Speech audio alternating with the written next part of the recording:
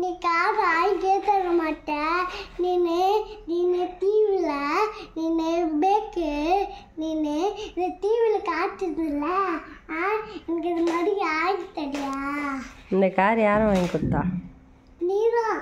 அப்புறம் அப்போ சில்ட்ரன்ஸில் இருக்கு ஒன்று நீதான் ஆகி கொடுத்தல. இப்போ நீ பெரிய பையன் ஆகிட்டியா? ஐயோ டியா. ஆமாம். சரி இப்போ என்ன வேணும் உனக்கு? எனக்கா பெரிய கார். இந்த கார் பத்தலைன்னு பெரிய காருக்கு போயிட்டே இப்போ. நேற்று தானே வாங்கினேன், அது பத்தலை, பெருசு வேணும்.